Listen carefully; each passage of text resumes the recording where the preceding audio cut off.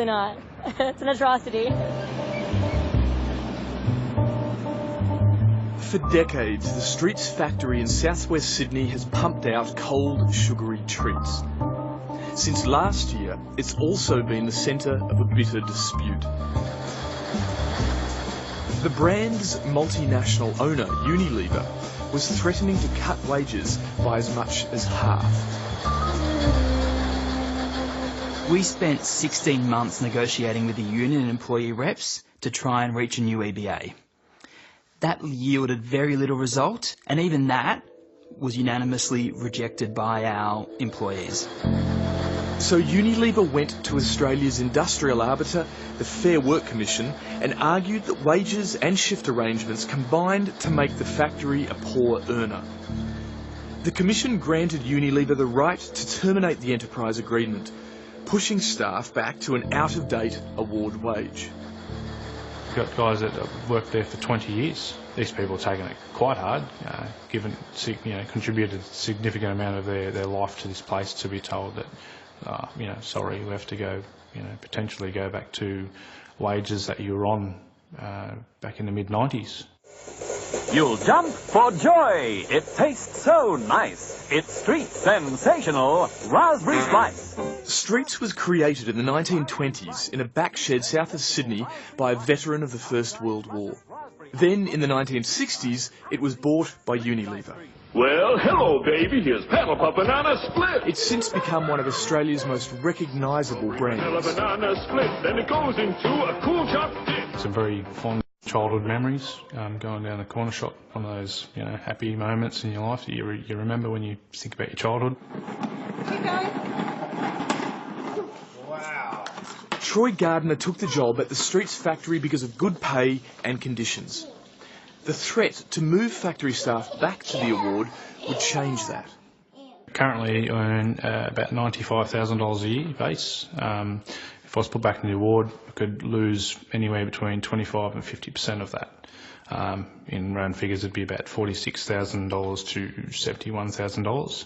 It would mean the loss of everything you see in here in my home. I'd struggle to pay my mortgage. Unilever says the business of making ice cream in Australia has become less profitable, though they're reluctant to provide specifics. Is Streets making a profit from ice cream in Australia? Yes, we are. And how much? I can't divulge that information. Our profit and loss is obviously confidential.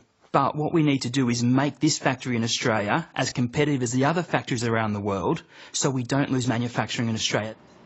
These companies want to be in Australia, but if costs get too high, if red tape and regulation gets too high, they're going to have to move offshore. They don't have any choice about that, and that may, unfortunately, be the case at the Minto factory for Streets.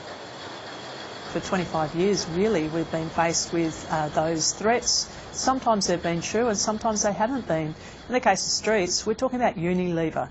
Unilever is one of the biggest multinationals in the world. They're very profitable. Their arguments are simply about wanting to increase their profits. It's not the first time a company sought to have an enterprise agreement terminated. Back in 2015, Queensland rail freight operator Horizon won a landmark victory at the Fair Work Commission, and a handful of companies have since followed suit. It's a tactic that set unions and big business at loggerheads. 37% of Australians depend on collective agreements for their wages and conditions. All of those agreements get negotiated. All of a sudden, workers are faced with their employer who has the option of pressing a nuclear button and taking away their wages and conditions without their agreement. So that obviously radically changes the bargaining power of employers. We wanted to say thank you to all of the Australians out there and all of the union members who had our backs during this dispute. In the case of the Streets workers, a 3-week social media campaign proved to be a winning strategy. Last night, Unilever and the union reached an in-principle deal.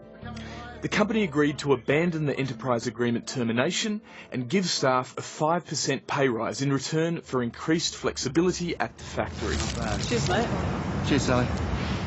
This morning, the unions toasted the peace accord. Union made, Minto.